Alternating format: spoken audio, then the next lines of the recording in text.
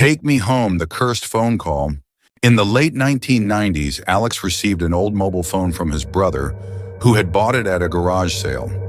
The phone was in decent condition but had a strange, worn-out look, as if it had passed through many hands. The seller had told Alex's brother that the phone was found among the belongings in an abandoned car, which previously belonged to a man who mysteriously disappeared. Alex didn't think much about the phone's history. He was glad to have a device that, although old, still worked. However, from the first days, he started receiving strange calls. Usually, they came from an unknown number, and when he answered, he heard a quiet voice asking, "Take me home." At first, Alex thought it was just a prank and ignored the calls. But the calls kept coming. Each time, the voice grew more insistent, and the whisper became clearer, as if the unknown caller was getting closer.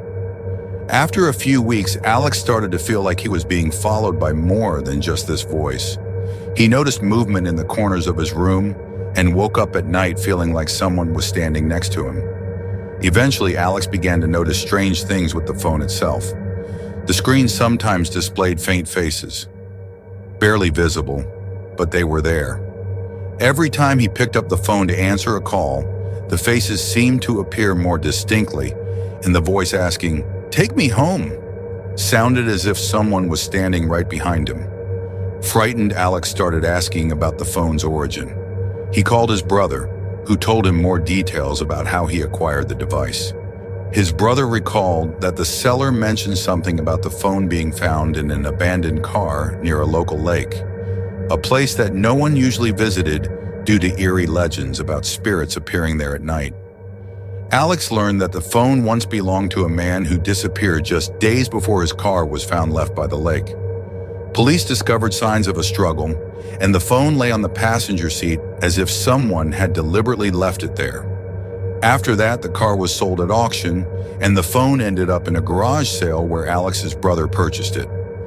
Desperate to rid himself of the phone, Alex tried everything to get rid of it. At one point, he left it on a park bench, but the next morning he found it in his pocket again. Another time, he took the phone to the woods and buried it under an old tree, but the very next night it was back on his nightstand.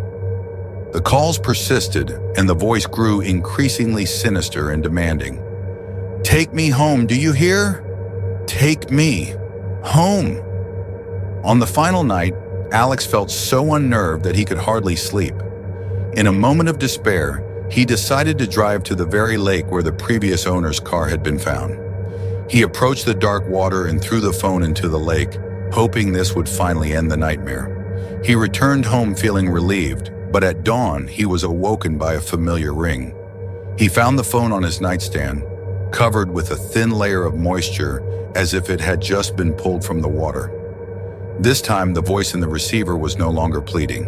It was firm and ominous, almost threatening. "You can't get rid of me. Now you are mine." After that call, Alex vanished without a trace. It is said that the phone was discovered by the lake a few days after his disappearance, but anyone who touched it soon began hearing the same calls, pleading to return home. Thank you for watching this story. If you enjoyed it, don't forget to subscribe so you won't miss any new creepy legends and mystical tales. There's a lot more to come, so stay tuned and be ready for more encounters with the unknown. Look out for the next story.